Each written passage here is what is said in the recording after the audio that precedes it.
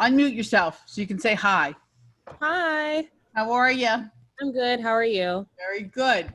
So I'm Liz. We don't know each other. I'm in the New City Marketplace. Where are you, hun? I'm also in New City. I just joined. Oh, well, welcome. I'm so happy to have you here. Okay, Jean, can we see your face, love? People are being incognito. Oh, look, Robin. Erin popped in. I don't have to be incognito. It's okay. I love looking at you. You're so pretty. How many people do we have registered for today? I'm not sure. So if you want to get started, I'll share my screen.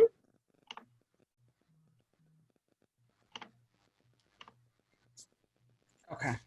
All right. So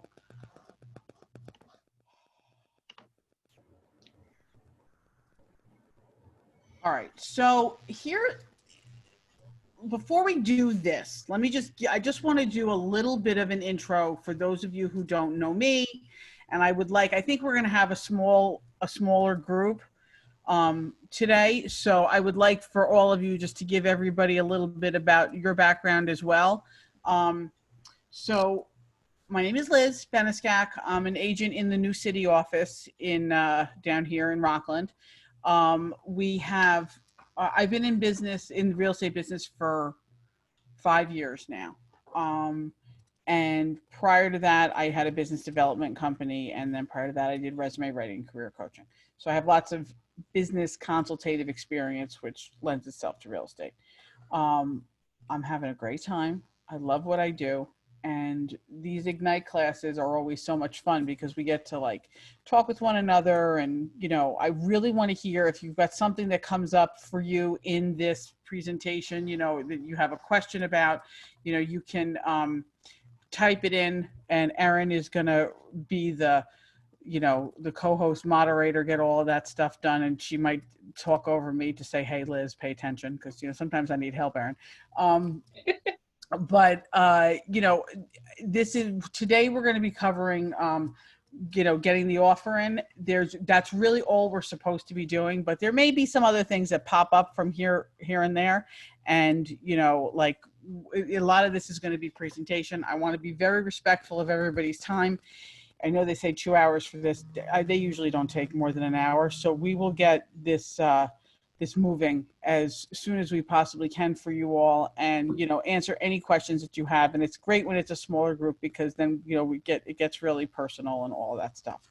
So all right, so that's I had a little technical difficulty. Give me 1 second. We'll forgive you while you're technical difficulty. Everybody can say hello. Okay, so Adam, we're going to start with you because it's the A. Unmute yourself, babe.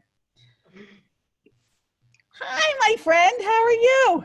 Good. How are you? Okay, so 2 seconds. Who are you? Where are you from? How long you been in the business? My name's Adam Lefkowitz. I'm from Bergen County, New Jersey, a town called Woodcliff Lake. Been a real estate agent for 11 months now, licensed. Okay. And I'm 23 now, but I kind of had my first introduction to the real estate world at 18 with my first internship. Right. I was at my uncle's commercial brokerage in Long Island City. And then I just knew that I wanted real estate. I didn't know if I wanted commercial or residential after that first summer internship. Okay. I then got exposure to the residential world and felt that I could excel better there, and I actually enjoyed it a little more. So there you go. And you're doing a deal right now with Sheree, I heard. Yeah.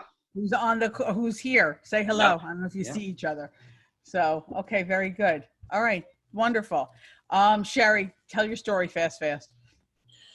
Hi everyone, my name's Sheree. I got my license in August. I've been in and out between teaching or becoming a real estate agent, so this was a year where I kind of was just in transition mode. Now that I'm kind of teaching's on the side, I just really want to start my business in real estate. So I'm really excited.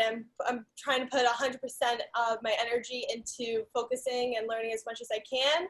I'm from Rockland, so I'm just excited to be here and just learn as much as I can. Cool. Very good. Thank you, Sheree. Okay, Chanel, what do you got? Hi, everyone. I'm Chanel. I got my license in January of this year, but I'm officially practicing now. I was working as a home stager in the city. So I was around a lot of brokers and agents. So it really like pushed me to continue on to pursue this now. And your listings are going to look so fabulous when you have them. Oh, I hope so. Yeah, so like I'm just trying to learn as much as I can now in these upcoming days with the training, and yeah, look forward to the team. Cool. And she's in New City with us, so welcome. Very good. Yes, I'm in the Okay. city. Thank you. Okay. Miss Lori, say hi. Hello, hello. How are you, gorgeous? I'm good. I'm on here because of the pandemic, and I really wanted to see. I know you've been working a lot during this, and I haven't been. Mm-hmm. And I know you're probably doing things as best practices, and I have no idea what those would be. So I thought it would be a good idea for me to get on this and hear what people are doing in light of the pandemic. And being that I know you've done a lot of business in the last couple of months, it would be a good idea for me to listen in. All right. Well, welcome. I'm glad you're here, babe. And I Thanks, miss you. honey. Thank you. Miss you All right. too. And Jean, you want to say hello? Yes, I'm currently driving right now, but my name is Gene Nixon Dolius. I go by Nixon. I've been with Keller Williams since December 2019. I'm in the Middletown office. After taking Bold, I realized, hey, I got to take this real estate stuff, more seriously. I had my license since December, but I never really did anything. I was just there. I also had a full-time job as well. But after I took Bold, I was like, wow, this is the big why. Why did I do this? Why did I spend my time taking these classes? And now I have my license. I'm not doing nothing with it. So here I am today trying to take this stuff more seriously and hoping that I learn a lot from this session. Okay. Well, thank you. I'm glad. Please drive safely. Okay. No, don't be writing anything down. No texting or any of that stuff. All right. Okay. So we're going to jump right in. So one of the things that we always talk about, and I don't know if any of you have done Bold, but for those of us who did understand, and you might understand this anyway, how important mindset is and what we're grateful for and, all of that. So, in addition to what a successful agent does every day, lead gen and making their presentations and, understanding what's on the market and all of that, it's about really having a great mindset, because if you don't start from the right place, you're not going to get to where you want to be, in my opinion. I know that I had some pretty challenging times during the beginning of this pandemic. It was stressful, and the best thing that I did was Bold, because it really kicked me in my butt for mindset, and it's all about gratitude. So if everybody would share, you can even type it into the text if you want, if you don't want to shout it out, but something that you're grateful for. Gene, don't be texting, or Nixon, don't be texting. For me, so Susan McMullen, who is an agent that a lot of you know, she's in our New City office. She and I have been walking every morning for the last couple of weeks, and it's something that's really gotten me in a good headspace. So that'll be my, grateful thing, because we talk about some personal stuff.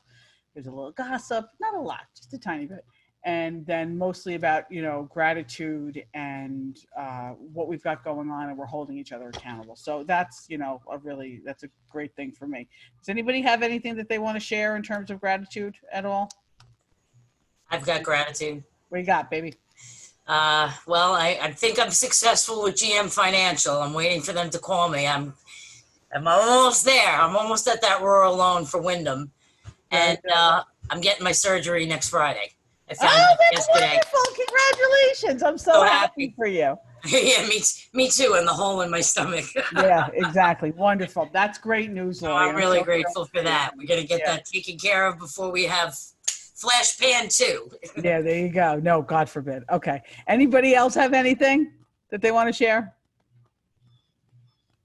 I would say that it's sometimes if I'm able to change my mindset about, because I actually prefer to go into the office. I like to go there and interact with people and be in my own office space. Yeah, we're not having any of that now. Right. So I was a little upset about having to work from home, but if you just switch your mindset and say like you actually get the opportunity to work in the first place, like a lot of people don't have the opportunity to work right now at all. So I'm grateful that I'm able to work in the first place. Okay, good. I like it. I like it. Anybody else have anything? And don't feel pressured to share if you don't, or if you don't want to. I'll say something. Okay. I'm grateful for, I mean, I know COVID is not great, but it allowed me to be able to do this completely online, which is not possible because I had a full-time job before. Mm-hmm. So now that everything is here, I'm able to give this my 100% and focus on it. So that's something I'm grateful for. That's fantastic. And, you know, it's amazing when you put 100% effort into something, how, you know, stuff comes out. So that's great. I'm really happy for you, honey. Okay. All right. Is anybody, Sheree or Nixon, you want to say anything? Okay. Sheree. Just like in general, I'm very, very blessed and grateful just for family and health. I think especially me transitioning into a new career, it's really, I'm trying to live a very positive life, and I'm surrounding myself from people that support me, whether it's my family or Meralda is coaching Fantastic, me, and she's fantastic. So I think in general, I'm just really blessed to have like an amazing support system from Keller Williams through this, and as well as home. Okay, perfect. Very, very good. I like all of that stuff. Good stuff, good stuff. All right, so let's start with what successful agents do every day. So there's two sides to your business. There's working in your business and on your business, right? So growing and within the working in your business, growing your business and running your business, all right? So generating for leads, buyers and sellers, whether you do that, and right now we can't call expireds or what have you, but you know, whether you're working your sphere of influence, making your care calls, getting that stuff out. Once you get in front of a seller, making your listing presentations to secure those listings, making your buyer presentations, getting those agreements signed, and previewing real estate. It's right now we're not doing broker tours. I mean, this is obviously not a COVID esque type of presentation, but you really, really, really need to understand the inventory that's out there, because if you have a buyer come to you and they have a need, you want to prove to them that you're an expert. So understanding your market and what's available to them is really, really important. So you have to know your inventory. So, and then obviously marketing your listings when you're a seller on the running of the business side, showing buyer houses and negotiating contracts. We're going to talk about that today. And then your transaction management, vendors, setting your goals, compliance, risk management, attending trainings, which you're doing right now. Congratulations. And then of course, managing your money, because you know, you're making so much money, you got to be able to manage it, right? So for right now, for today, we're just going to focus on the showing the buyers and the negotiating the contracts. When we get to the offer process, it's, you know, this is where we're going to give you an idea of the steps that you need to take to get to the point where you're going to negotiate that offer and, you know, with the seller's agent. Okay. So at the beginning of this, there's a checklist, which we're going to go over in a minute, but we're going to, this is kind of a little bit of a round robin. So you start out, once the buyer has found the property that you have shown them that, you know, they're going to put the offer on. All right. You're making an offer. So you make the offer, the seller responds in, you know, one of three ways. Either they counter immediately, or they accept the offer. Oh, happy day. That's the best day. They accepted the offer. Or they're rejecting that offer. All right. If they, whether it's the rejecting the offer or the counter the offer, you're going to start negotiating, because maybe you have to come back and what have you. And then once you get the offer accepted, you go to the beginning of the contract to close process, and the buyer's agent, you know, you're going to contact them, you know, do all this listing stuff, and it says, don't assume no means no, right? That's like, you know, the whole crux of it there. But I always call this the counter offer dance, because, and there are a couple of ways to do this. Now, when a buyer puts an offer in, the things that are important are terms, how much they're putting down. You know, is this an FHA mortgage? Are they doing 3.5%? Are they going 5 on a conventional, up to 10, 20? If it's a cash deal, this is the beautiful thing. Everybody loves a cash deal, right? But so once you have those terms down and you understand this, packaging that to the listing agent, the seller's agent, is really important, because you want to make sure that you're putting yourself forward in the best way. So giving them a call, laying out the offer, seeing if will they take a verbal. If it has to be written, you put it out in writing. Make sure that you've got, now we have to have the fair housing signed with everything, that you've got their pre-approval. Nobody's taking an offer unless you have the pre-approval, so you have to have that in, show how they're paying for this, okay? And one of the things that you can do, it depends on the buyer, where their trust level is with you. So let's just say they're buying a house and the offer is $450,000 and they are willing to go up to $485,000, but they want to start at $450,000. I mean, in this market, it's such a seller's market, you have to be like super duper strong, but whatever.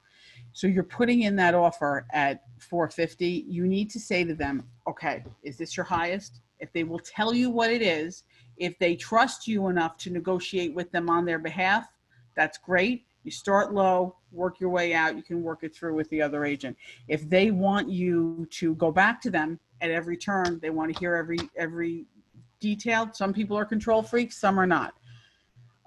You have to kind of navigate that process. But it's a matter of what level of communication they want and if they trust you. And you can let them know, in a text message, okay, they countered at this is where I'm going, keeping them involved, making them feel like, they are right there, because it is their asset that you're negotiating. But you want to make sure that you do this, okay? So once you get that offer done, then the contract to close begins. But you have to get the number down. So, there's a lot of different ways to go back and forth. And the better of a relationship you have with the listing agent, whether you already know them or it's a long established relationship, that rapport is really, really important. Okay. Liz, So, Adam raised his hand. So Adam yes. has a question or a comment. What's going on, Adam? So in terms of when people are offering a higher percentage down payment, aside from that making the buyer seem maybe more serious, why is that more attractive? Because at when you go to close, you're getting the same amount. It's all cash at the closing. Yeah, at the end, yeah, because it's coming from a mortgage. All right. So The reason why is this? It's actually, some of this is perception. Okay. Some people don't have a problem with a lower down payment. They just want to sell the house. Other people feel as though if they have a higher down payment, the buyer is more qualified and they're more likely to make it to the closing table. So if you get into a situation where you have a buyer, let's say you've got one offer is 3.5% down and the other person is putting 20% down. Those are the 20% down is better terms. The other thing that we see in Rockland, and I'm assuming that it would be up in Orange as well, I don't know if Nixon is still with us. Yes, he is that who your lender is in our market is really, really important.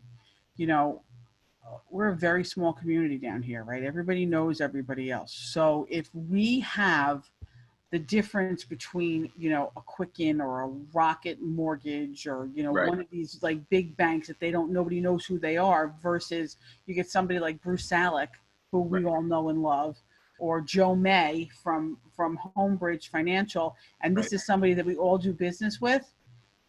I've seen Bruce's deals go through with not as good of terms. Like he's gotten an FHA through where somebody was there for a conventional because it was him. So it's the kind of thing where those terms do matter. And people feel they have more skin in the game, really, Adam, is, what it boils down to. Okay. So, does that answer your question, honey? Yeah. Okay, good.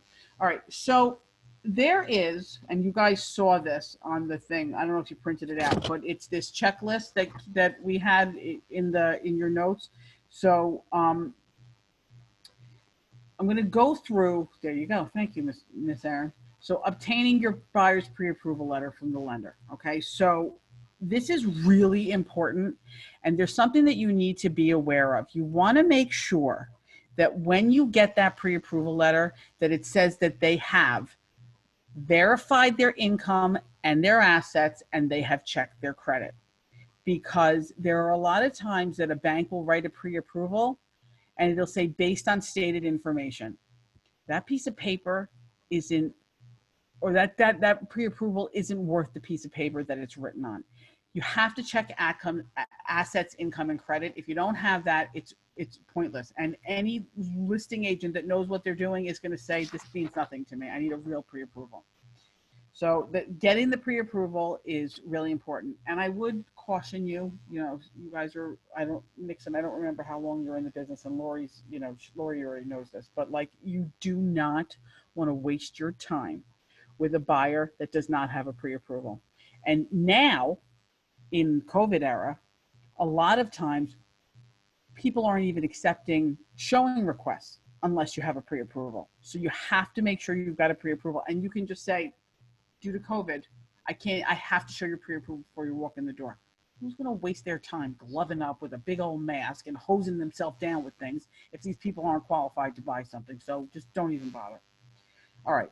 So a comparative market analysis. This is really an important tool for you, and it's something that you will be using when you do a listing presentation too. When you go to purchase or put in an offer on that house that they so desperately want to buy with, that's so wonderful and pretty, and it's got quartz countertops and it's looking all fabulous, right? The problem is that if the houses in the neighborhood don't support the price of this real fancy schmancy house, it's not going to appraise, and they're not going to get a mortgage, and you're going to waste everybody's time. So do yourself a favor, run a comparative market analysis. If you don't know how to do it, or if it's something that you need help with, Erin, at the end of this, will give I think I might be in here, but I'll give my contact information to everybody, and I can help you talk you through it on the MLS. But you want to look at properties in the same school district with the similar square footage, number of bedrooms, number of bathrooms, amenities. You're never going to find anything unless it's like, a condo or something that's exactly the same. But you really want to make sure you're comparing apples to apples and have that competitive market analysis done, so that this way you can, you know that what the offer that you're putting in is a good one. And not so much to underbid, but sometimes to say to people, listen, this house is priced to sell. They priced it under for a bidding war. You're pre-approved to 500. It's on for 450. This thing should be going at 485. You really want the house? We're in a seller's market. You got to be strong, solid, quick to get these things. Okay. Reviewing the tax records for the information about the pricing history. You can do that on Realist, which we have. And there's also, if you really are, people are super serious, especially when it comes to a listing, we always say go down to the town and pull the property card so that you can see what's going on there. Making sure the property is still available, absolutely critical. Do not bother booking a tour for 5 properties. I never show more than 5 properties in a day, because after a while they all kind of meld together and you can't remember what kitchen went with what bathroom and what house. It's like ridiculous. But text the agent and ask the question, you're listing at 123 Main Street. Is it fully available? Do you have any other offers? You don't want to go in there, especially if it's a buyer that you've been working with for a while, and you go to put in an offer and they say, oh, we already have an accepted offer and inspections are being done. Like, you look like a schmuck. So, you really want to kind of avoid that. Asking any questions. When you get that listing agent on the phone, if you call them or text them, what can you tell me about the property? Just the simple open-ended question, you'll get a lot of information. Listen more than you talk in those situations, so that this way you really have an idea of what's going on. You will come off shining for your buyer when you go in there if you know what you're talking about and you can share information about the property, the neighborhood, you know, the seller's conditions, what have you. Okay.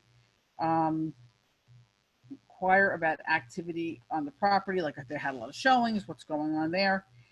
Now, there's something on this checklist that says obtain a seller's disclosure statement. We don't really do that in New York. That's more of a New Jersey thing. So you can just bypass that one.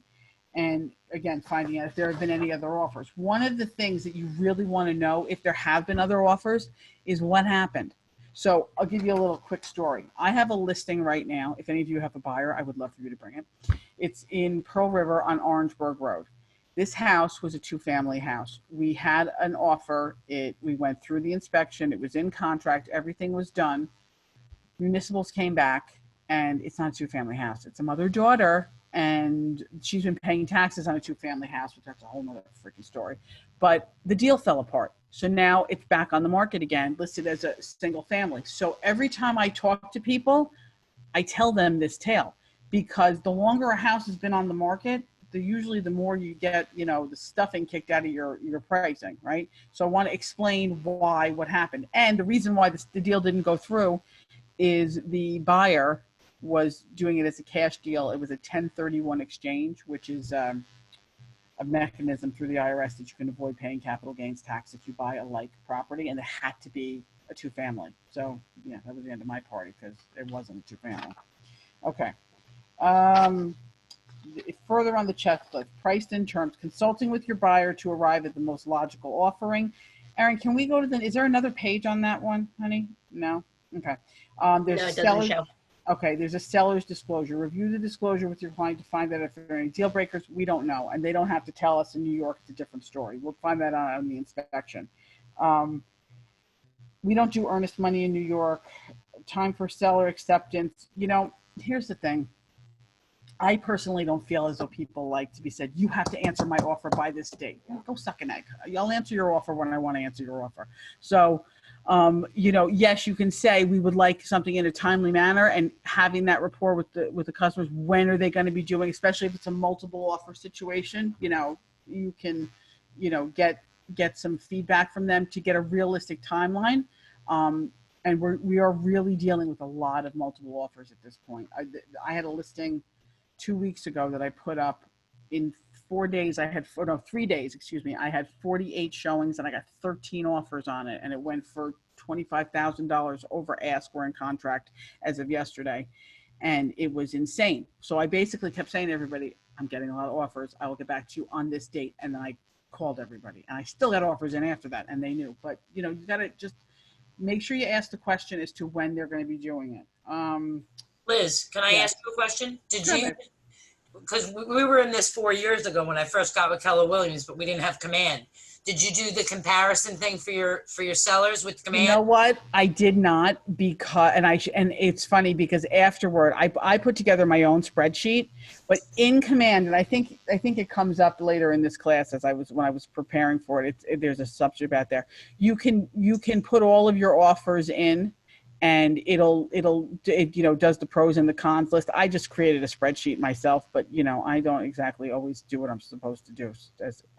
No, I've never used it. I just thought maybe it's interesting. And I think it's a great tool. Yeah, it is a great tool, but I didn't use it. So okay. I have another random question. Sure. So because I had this happen to me a few weeks ago, is a listing agent, if you ask the listing agent, has anyone made an offer, are they supposed to tell you the truth? Or is this up to them? Because I have a buyer who wants a 2-family house, fixer-upper. It was on the market for 8 days. I contacted the listing agent, emailed, called, no response. That was a Friday. I was like, all right, give it a weekend, whatever. I then called back on Monday, and he was like, oh, we already had an offer. Like, right. And let me guess, he brought the buyer. He had both sides of the deal? I didn't even get that far because my client was like, it's not even worth it. Because I was like, it's like a very long story, but at the end of it, I was like annoyed because I was contacting him for Friday, emailed, called, nothing, voicemail, gave him his space, he didn't even text me until later that night. And it was basically on Friday or Saturday. When did he get back to you? Friday, emailed him and I called him, no response. I waited, like new agent, I probably shouldn't have, but I was like, okay, busy weekend. I already called. I already gave him an email. I'll wait till Monday. Monday called, Stop. no answer. I want to ask you a question, and you don't have to tell me his name unless you want to, right? But was he, what firm was he with? I don't remember on top of my head. Okay, so not Keller Williams, but like he might have been Orthodox, and that's one of the things. If an agent doesn't get back to you on a Friday night or all day Saturday, they could be Sabbath observers. So you know that could be it. But I would be very interested, if I were you, to follow up on that property and see if it's gone to contract and see who the agent is on the other side, and if it's him. He was playing games with you because he had a buyer and he didn't want anybody else coming in. Yeah, because it was on the market for 8 days, and honestly, my buyer was like, it's just he became my client like the day before, 2 days before, and I showed him the property. So he was kind of like, no worries, I'll wait in the summer. He wants an investment property, but I just wanted to ask, like, whether they're from Keller Williams or not. Is the listing agent, should they be honest, and are they normally honest? So listen, here should they be honest? Yes, they should, because we all have to work together and we all have to play in the sandbox, right? So, you know, you don't ever want to be that agent that's known for jerking people around. I don't honestly know if there's a rule, a hard and fast rule in the MLS. Erin, are you aware of that? I don't know if there is, right? No, and as a fiduciary to a seller, it's really at the seller's discretion, I believe, how much they want to disclose about offers on their house until it's under contract. Right. But here's the thing, there is a rule in our MLS that when we have an accepted offer, it needs to go in the agent remarks that there is an accepted offer. No. Yes. No. Yes. Rosemary said no to that. No, that's what Meralda told me, because Meralda said that he should have put in the MLS. Yeah, no, Lori, listen to me. When I tell you, because I had this happen, because I had to put in that I have an accepted offer. They've changed the rules on the MLS. When you have an accepted offer, it has to go in the agent remarks that you have an accepted offer. Trust me when I tell you. Okay, so now you're going to write the offer up, okay? Could you go to the next slide? Thanks. I think we went through some of this. Go to the next one. Okay, so this is where the command things comes in. So in command, you can create an offer in command here. All right, so you can go in, you plug in all of this information, and it's the way for you to create the offer of this. See, this is what happens. I just keep going, right? So now this is the guide to writing the offer. So you can do a cover letter template that has all of the, you know, pertinent information. So, you know, dear John Doe, sometimes you may not know. So you can, instead of having the seller's name, you can put the agent's name if you don't know the seller's name. Okay. Thank you for taking the time. A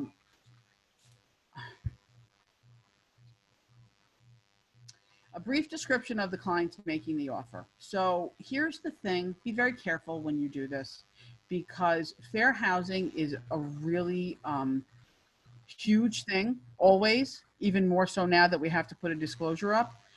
In this description, I want you to make sure that you say things like they have nothing to sell. They are, they love the area. And right now, being an essential worker is a definite plus, because people are going to be keeping their jobs, that kind of thing. But be very, very careful about saying anything about familial descriptions, ethnicity, religion. You don't want to mention any of this stuff. I mean, like, look, it'd be fine in my mind to say, they have 3 children and, they are so excited about the backyard playground that you have, right? But what happens if these people have an issue with other people having children living in their kid's house, and they choose another family because someone said that they had kids? I mean, it's the most ridiculous thing, but we live in a crazy, wacky, litigious society right now. So you have to be very careful about what you put in. So I don't know that I necessarily agree with some of this stuff. Like, I might forego the cover letter.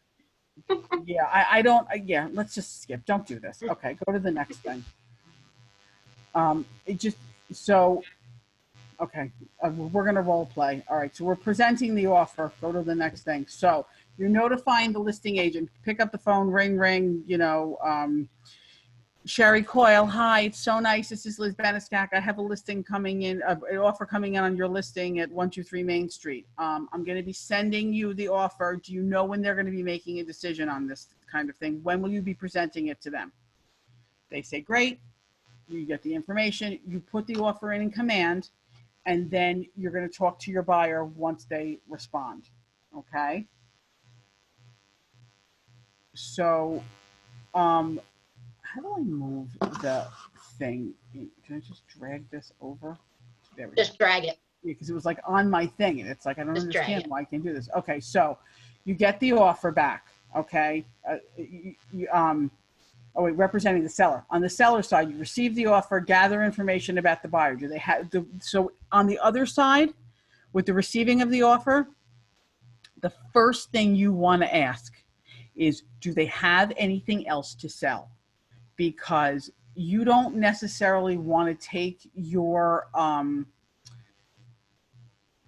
listing and put it into contract if somebody else if it's contingent upon the sale of another home. So you want to find out if they've got information. Are they looking for a seller's concession, which I'll explain in a minute if people don't know about what that is. But seller's concessions are pretty tough right now in this market. So finding out what their terms are, maybe what they do for a living, do they have anything else to sell, and then bringing the offer to your client. One of the things that I caution you on is sharing too much of your opinion. You might think that a seller's concession is a terrible idea, and they may not have a problem with it. So it's sort of like when you show a house, right? And you think that the avocado stove in the kitchen is hideous, and they walk in and they say, oh my gosh, there's an antique stove in the kitchen. Woohoo! Isn't that great? Right? So just shut up. Give them the information, but leave your opinion out of it as you go through this. All right. So you present the offer to your client, let them lead the situation, and then you can respond back to the buyer. Okay. Go to the next one. Thank you. So on the checklist for reviewing an offer, which I didn't print this. Here, do I have it right here? So make sure the address of the house is correct. See whether it falls in the range of the seller's expectation. Earnest money we don't do. Time for acceptance, we don't do any of that. Verifying the pre-approval. This is probably one of the most important things that you're going to do, because you need to know that it's actually legit and that they can actually buy this house. And there's a terrible saying, but buyers are liars, right? They don't always tell you the truth. So you want to make sure that you verify all of that. Looking out for the loan, the pre-approval, what the terms are, when their closing date is, if it's going to work with your seller. Now, remember, in the state of New York is an on or about state. So if they say that their closing date that they want is August 1st, that really means that everybody has until September 1st. So, just make sure that everybody's aware of all of those things and that you have all of that down.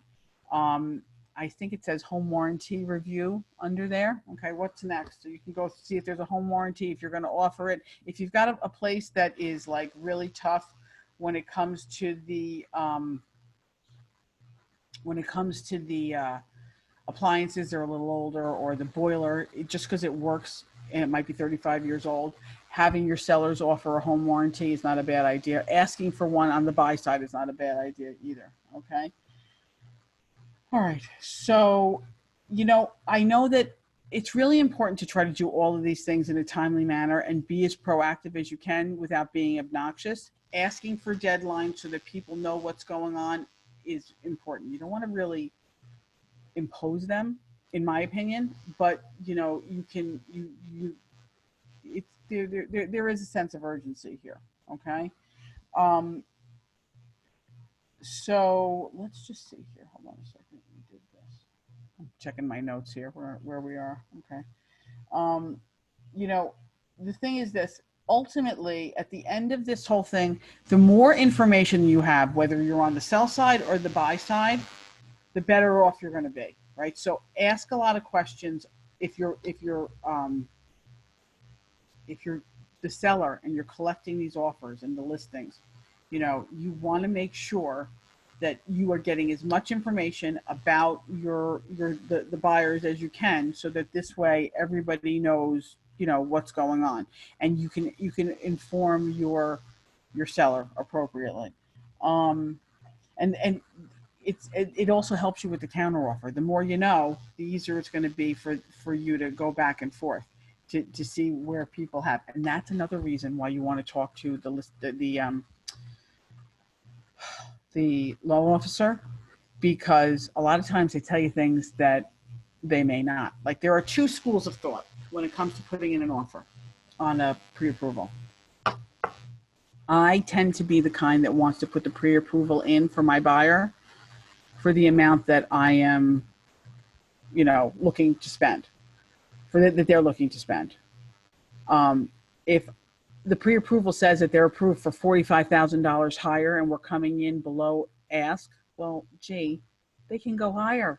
So why not make them go higher?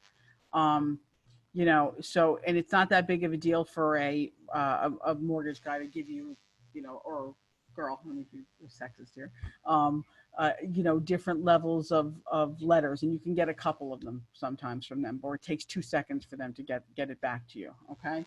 Liz, we have a question. Yeah. Adam? So just a couple questions. So to my understanding, if you're submitting an offer, the seller or the selling realtor will usually require a pre-approval letter to be attached with that offer. Right. You can't get it without it. So, right. So are you saying that you can customize that pre-approval letter to show that you're only approved for the amount that you're offering? Yeah. So here's the thing, and I work a lot with Bruce, right? Right. Salek, which we all do. He's a great guy, and he does a lot of stuff for everyone in your city. I will call him up and I will say, hey, Bruce, the initial conversation when I'm working with one of my buyers is, I'll call him up. Okay, they're pre-approved. This is what am I looking at here? And he'll say to me, Liz, you can go up to $575, taxes of $16,000, no higher. That's it. Okay, so now I know where our cap is. Well, we find a house for $520, taxes of $14. I call him up, Bruce, I need a pre-approval, this amount, can you get it to me? Yes, no problem. And then the next time, he gives me another one. And it's like not a big deal at all. So you can absolutely do that with him. Okay. And they don't mind. They know. They get it. Right. I think it's crazy when I have a listing and I get a pre-approval for an offer and they're lowballing me and they're approved for so much more. I'm thinking to myself, what kind of doofus are you? That's not a good idea. This isn't that we're supposed to be negotiating. That's not a good way to negotiate. What's the matter with you? Good point. Yeah, right. It's whatever. It is what it is. So look, when you're putting in these offers, right, you're notifying the seller, you're presenting all of this, you want to keep everything as positive as possible. If you get, when you have a listing and you're presenting an offer, if you get an offer that is like ridiculously low, we have a responsibility legally. We must present every offer to our clients that we possibly can. But we get, right? We just have to. We can't not present the offer. When you do that, it's really important to make sure that you call your client and say, listen, we have an offer, which is wonderful. And let's say the offer's on the lower side. Okay, so the offer's not where we want it to be, but it's a starting point. So, you know, we're asking for 5, they're offering us 4. Okay, and they, of course, want to tell these people, you know, to hit the bricks. Don't do that. If at all possible, get your people to counter, because you never know what's going to happen. And it could be that their house is really overpriced, and that offer actually is a blessing in disguise because it gives your seller a reality check. But, you know, let's counter. You want to counter back $5,000 down, $10,000 down, you go back and forth. The other thing, and this is just my opinion, the offer that you get from another agent for one of your properties is not personal. This is not your house. This is their house. And like everybody has to, we had to work together, right? The better the relationship you have with the agent on the other side of that deal is the more likelihood that you're going to get to the finish line with them. And listen, we're all guilty of it, right? If you've got two offers and one of them comes from an agent that is a pleasure to work with and another one comes from an agent that makes you want to pull your teeth out with no Novocaine, it's because it's less painful. Who are you going with? You're going with the person that you like. That's the person you're going to steer your seller to, right? So, you know, don't be that guy that is difficult. It's just not worth it. And they didn't make that offer. You know, it's coming from their buyer or seller or whatever. Okay. All right. So keeping it light, discussing the offer. All right. So now we're going to respond to the offer. Can we go to the next slide? Okay. So I gotta move this thing. It's right in the middle. All right. So we've reached a decision. We either accept the offer, we get the contract to close. We counter offer, we've negotiated, we reject the offer, we go back and forth. So now we've accepted the offer and we've reached the decision. All right. So just so we're clear, I think you probably all know this, but the rejecting of an offer, so unless it's your seller is really, really intransigent and will not listen to reason, you always want to counter. I've had people counter at full price. It's a little bitchy, but they've done it, you know. So when you get that that kind of counter in, you know, you go back. A lot of times what I will say when an offer is really far apart to either on either side, I'll say to them, where's our wiggle room here? How can they come up or will he come down? Can we meet in the middle? Where do you think this can go? There are some agents that are very collaborative that will do everything that they can to try to get the deal done and they'll work with you. There are other agents that'll say, now this is the price and that's all there is to it and I'm not coming up or I'm not coming down, whatever. Yeah. I love it when those agents bring me something. Oh, anyway, but you know, you want to make sure that you are, you know, being as collaborative as you possibly can. So, and the other thing is this, sometimes buyers get stuck on a number. You're haggling over $5,000. Do you know what that $5,000 is on a monthly basis? It's like $6 at 3.5% or $11 or whatever. Get on the phone with their mortgage person and say, listen, we're stuck on this little silly number. Are they approved to go up to 5,000 higher? Oh yes, they can do that. Okay. Can we have a conference call, please? The three of us sit down and talk and you get the because listen, we're all in commission businesses here, right? So unless we get to the closing table, we don't get paid and the mortgage brokers don't get paid. So they are on your side. They are on your team. You have a mortgage broker that helps you get to the finish line. That is somebody that you need to remember who they are and you need to be referring them because they will help you get through to the deal. Okay. All right. So we got the offer accepted. Can we go to the next one? All right, we've gone through a lot of stuff here, right? So, does anybody have any questions at this point before we go on to the next section at all? No? Okay, very good. All right, let's go to the next thing. So, I think one of the things that we need to realize when we look at this, the ahas, how has your thinking changed? What were your ideas and what were your mindsets? So, Sheree, I'm going to put you on the spot, babe. Tell me, what's the one thing that you like thought you were going to hear today, or something that you heard that you didn't like? What do you got? So right now, I've gone to every Ignite session. I am most pleased with this because how realistic you are.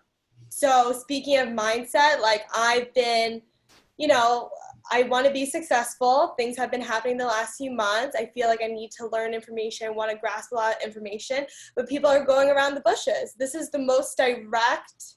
Like, I just feel very positive and good about this. Like, I wasn't looking for. I don't know if this was the question. Thank you. No, I don't know if this is the question you're asking, but I'm really happy because, you know, everyone is so scripted going through it, and I get it and I appreciate it. You have to go I'm not scripted.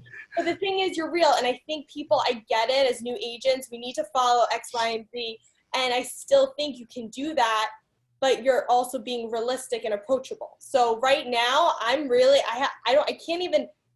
I feel like I'm so overwhelmed with good information that I don't even know what to say or respond to. God, you're so sweet. Thank you. That makes me so happy. I'm so grateful for that. But listen, here's the thing. If you have questions or anything that comes up, you have my number. I mean, Erin, can you put my number up? 845. It's just very relatable. It's very relatable, and I just feel like, I don't know, you went over a lot of good things for me. Okay, so Sheree, thank you. But this is what I want to say to you. The way that I spoke to you guys today is the way that I would suggest you speak to other agents on the other end of the phone, right? When you're talking to another agent, approach them in a professional manner, but in a lighthearted way. Listen, it doesn't have to be root canal. It can be fun, and it can be light, and it can be positive. Are you going to get a crab cake every now and again? You might get 2 or 3. But at the end of the day, we're all in this to make money. And if we're having a good time, it doesn't feel like we're working so hard, right? So, you know, that's my thing. Okay, Chanel, did you feel differently about anything today than you did before?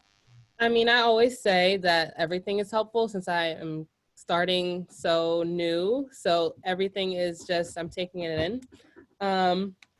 Something I didn't know is no more than 5 properties showing. That's not a rule. That's just my rule because. Yeah, but that makes sense because people get overwhelmed. Yeah, this whole process, I haven't even gotten here yet. So like I said, everything is valuable for me. So you're in coaching, right? With Meralda? Yes. Okay. So look, she's genius, and she's very, very, she's done a lot of business, and she can answer all of these questions for you as well. There's a ton of resources here. So again, if you're in good hands, but if she's not around and you need to bounce something off of someone, please feel free to call me. I would love to help you. And again, it's all about just be a sponge. The minute we stop learning and we become experts on something is the minute we need to stop doing this and go someplace else. I realize for myself, my aha, what I need to be doing is I need to really be putting all of those offers in command, because everything would be in one place. So that was my aha that I picked up today. Like, why did I make that stupid ass spreadsheet when I could have it here and it would all be done? So. And the other thing I want to add too, just about command really quick, is that very soon coming down the pipeline, they're going to be able to see these offers in their mobile app. So your consumers are going to actually be able to view the offers that you put into command and accept them or decline them with your pros and cons right in their app. So that's coming in the next few months. Oh, that's a very, very good thing. Okay, Lori, what are you eating there? You really can get your hand stuck in a Pringles can. All right, so what was your one aha from today, babe? My one aha was, yes, everybody has to get along. I'm surprised like you're very real, like Sheree said, and I'm surprised by the way some of the agents are. Oh my God, aren't they wretched? I want to be horrendous, because even like I'll say this. My big aha was a long time ago when I realized I got screwed in a deal, and I didn't tell anybody. And the best thing to do, I thought, was like your mother says, if you have nothing nice to say nothing. So when somebody says to me, oh, I see you did a deal with so-and-so or whatever. Oh, and they were such a pleasure to work with. Say the same thing each and every time about each and every agent. And if they want to talk behind your back, well, so be it. But you'll never be the agent that's talked about, that says, oh, they said this about this one and that. And Right. that's my aha from it, that I feel very much the same way you do about that. Good. I like that. It's Thank you. wasted air. Yeah, It's wasted air anyway. that's right. All right, Adam, what do you got? What'd you get out of today, honey? Today, I think, can you hear me? Yeah, I can hear you. So today, I think I learned the importance of relationships with loan officers and other agents in our market. It's dinging to And say that it's true. Your What? phone you're dinged when your fingers went up, which was good. Okay, sorry, go on. Sound effect. And then I would say kind of the importance of pulling the most information out of your buyers as possible, because that allows you, to, the more you know, the better you can position them and yourself when submitting an offer. Cool. I like it. Very good, honey. Good point. All right, very good. And Nixon, can you answer us, honey? Definitely can. Definitely can. All right. I've been through all the Ignite sessions as well, and like I think Sheree said, you really was down to earth and you kept it real. And it wasn't scripted. It was just, hey, this is what it is. This is what it has to be. I like that. Again, I'm like a sponge soaking all this information in, and it was very informative. You really gave me different ideas on, hey, this is what I got to do. When people want to see a house, how many houses I got to show them, and all that good stuff.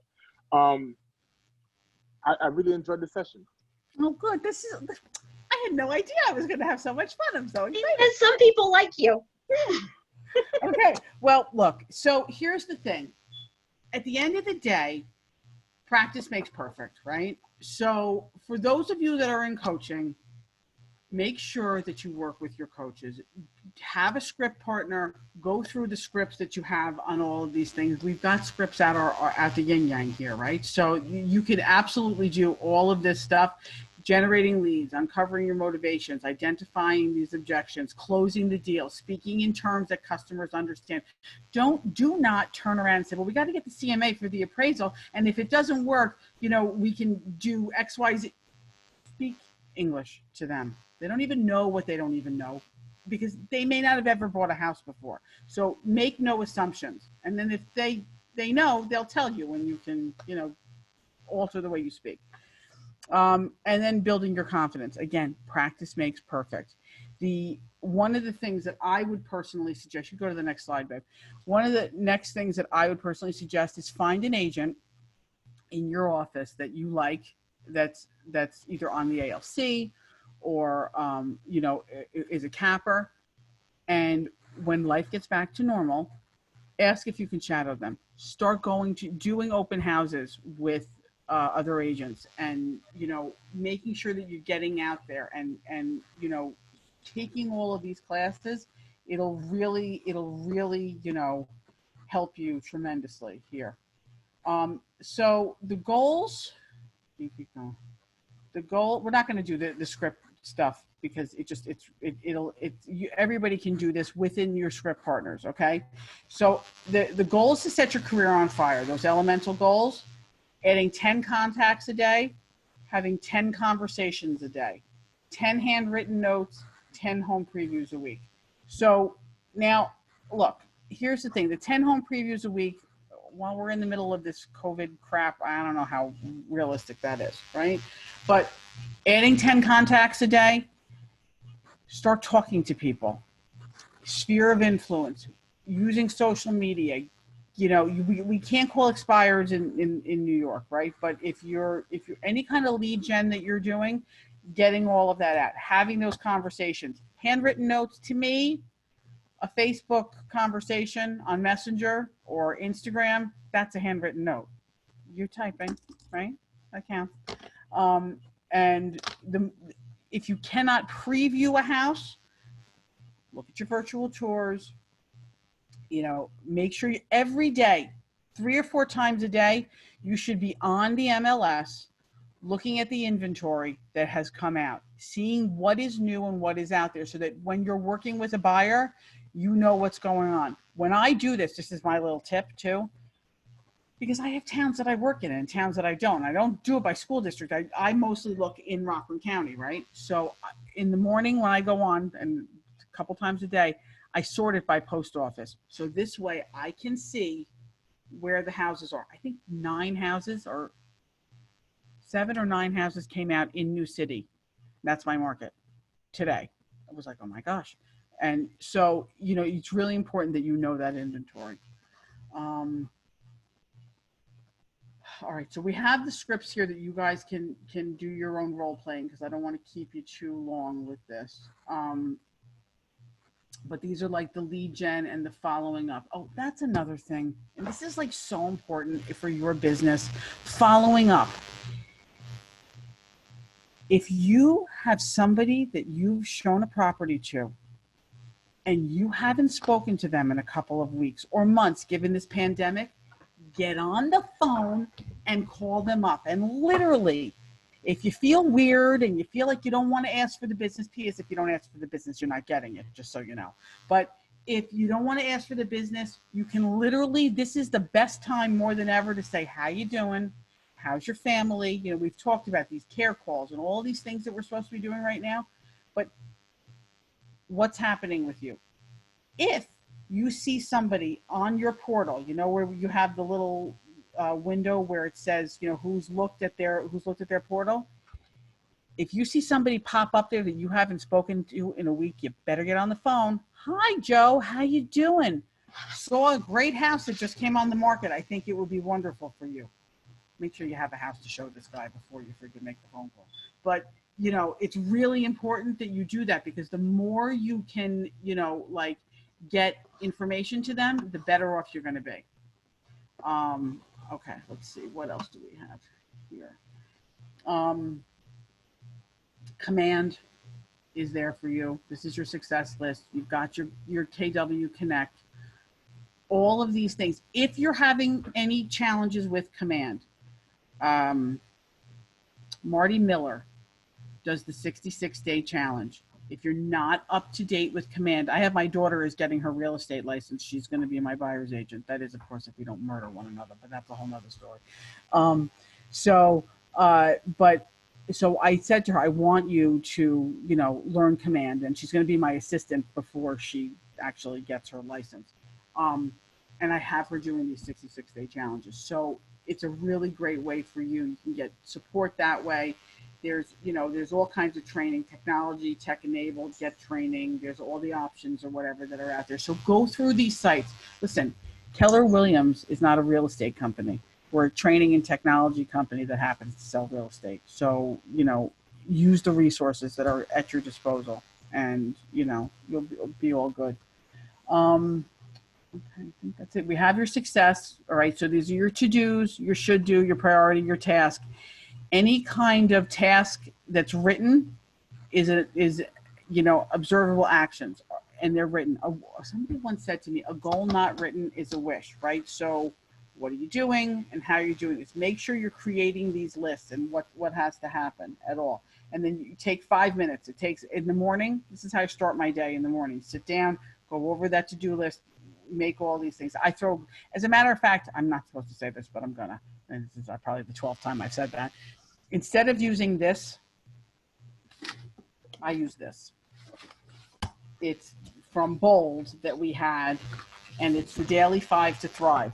And it's got your Bold affirmation, your gratitudes, your skills and habits, and the 5 conversation starters and everything. So if you don't have this, we can get you a copy of it. But it's that 5 to Thrive, and it's your task, and it labels everything out there. And I personally feel as though, like, you know, it's all about your priorities and what you're setting for that.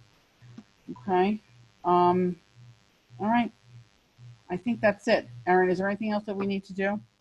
No, not for this. I do want to mention, though, since I have a captive audience, that we have a YouTube channel as the Hudson Valley group that has all of our training on it. So if you aren't sure, go to kwhvtraining.com, kwhvtraining.com. This can give you our calendar of classes, links to our YouTube channel, links to the Marty Miller 66-Day Challenge that Liz mentioned, and a whole lot of other resources. I'm sorry, it's kwhvgroup.com. kwhvtraining.com. Excuse me for getting that wrong. kwhvgrouptraining.com. And it's just a resource for training within our organization and through all of KW. Right. Very good. It's great information. All right. Listen, everybody, go forth, conquer the rest of the day. Thank you so much. I had a really good time with all of you. It was good to see you. And, hopefully we'll be able to see each other in person one day. Thank you, Liz. You're welcome. Liz. Bye, guys. Take care. Have a great Bye. day.